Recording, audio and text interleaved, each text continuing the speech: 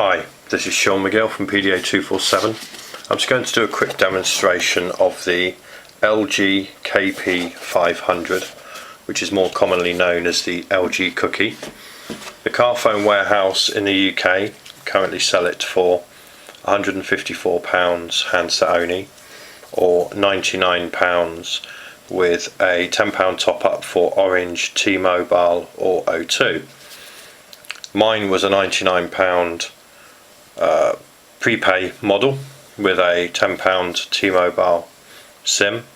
You get it home and you can use it with any network anyway, or at least that's what happened to me. So it may appear that buying the supposedly locked phone may give you an unlocked model.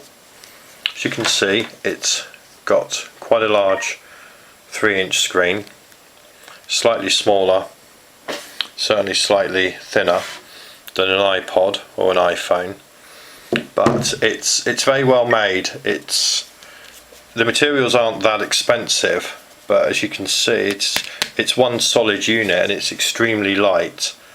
As a phone, the actual size of it fits perfectly in the hand and it's quite nice when you're making a call. So there's your screen. You effectively click buttons. This is one that just shows contacts. You can flick round. Sorry, press the wrong button.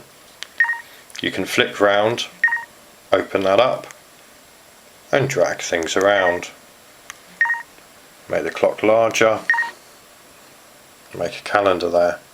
I'm not sure that this isn't coming out a touch fuzzy. My camera's having a few issues with macro mode.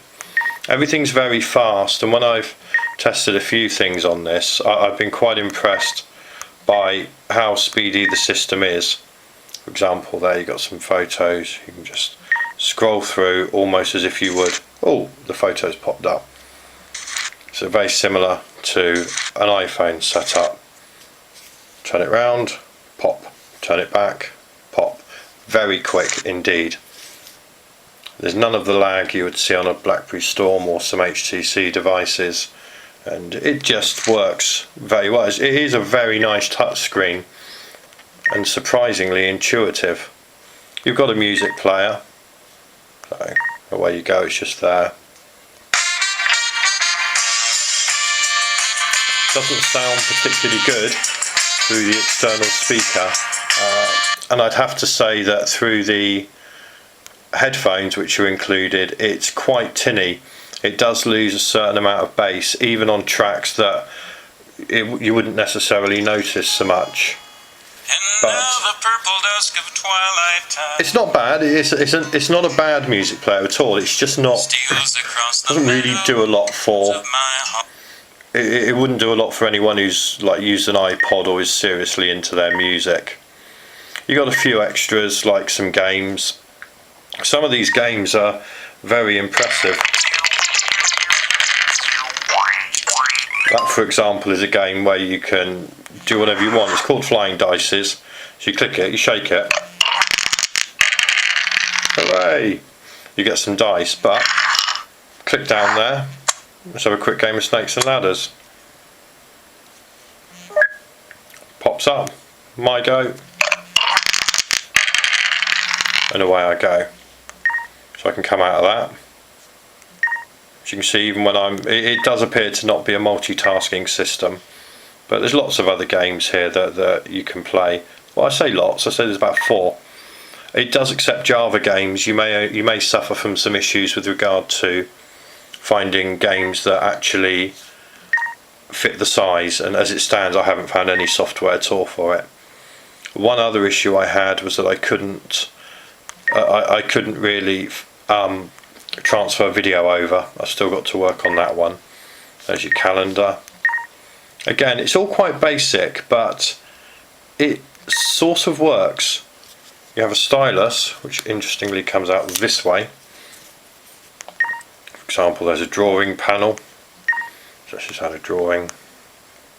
Let's make that a bit larger.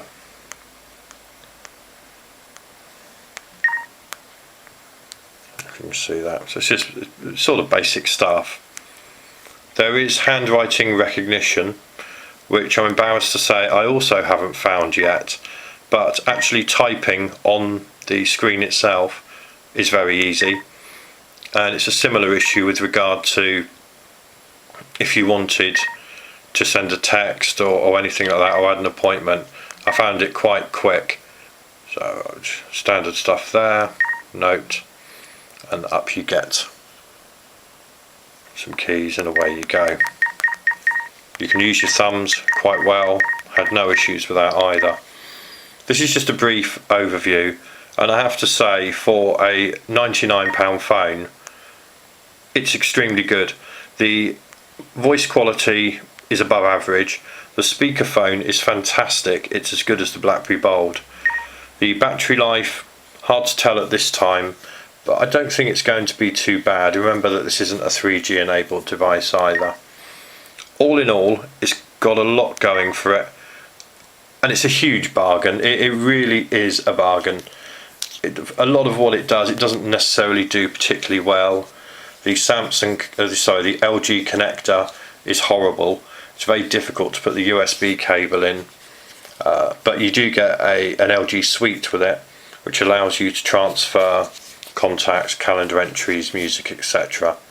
So you've got almost everything you want to get you started, and it's hard to fault it really at the price. I think even at 150 we might start to be verging on the point where I'm not convinced it's worth that, but for £99 it's certainly one of the best value phones out there. Thanks for listening.